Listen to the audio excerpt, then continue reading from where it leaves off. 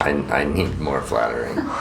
Dang it. Hello, everybody, and welcome to Common Running Mistakes. My name is Dr. Cameron Garber, and we want to talk to you today about the hips. So this whole month we've been talking about the hips, and as you know, we love to help keep runners on the road here at Body Smart. And so hip pain can be one of those things that just takes us out and makes it really hard to keep running. I've had that happen where my hip will cramp up or have problems on a run, and it makes it so that you have pain and problems other places. The hips can be so important because they're critical in the alignment of the knees and feet.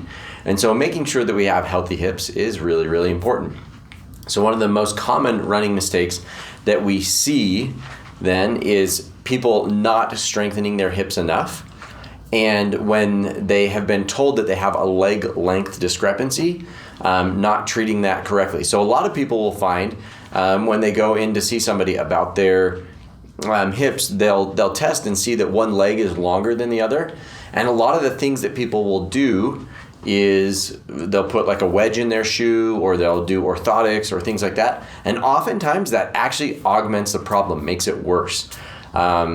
And so we don't want to offset a rotation of the pelvis that's causing one leg to appear longer than another. And that's an important thing. It's not that they're actually longer.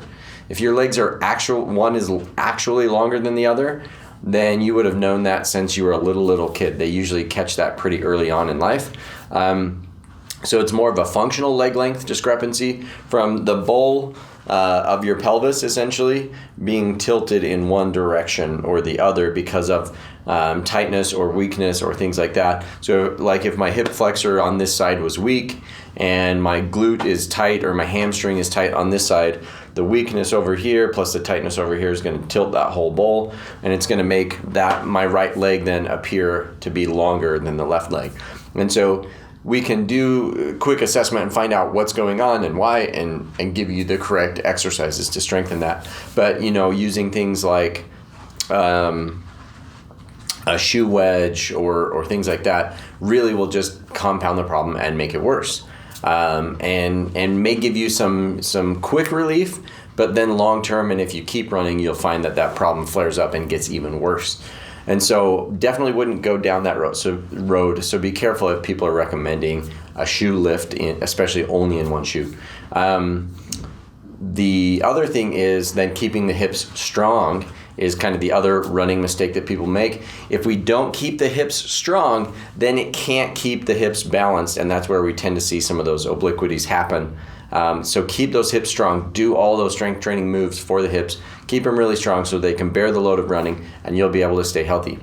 Like I said, it's all in the hips with running, in keeping the feet and knees aligned. So keep up those good hip strengthening exercises, and be careful with how you treat. If you've been told you have a leg length discrepancy, be careful how you treat it. Definitely go to a running professional, have them check it out, and give you some exercises to do for it. Thanks so much for joining us.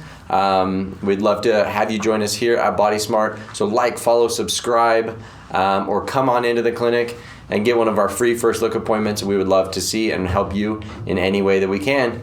Thanks so much, and we'll catch you on the next episode.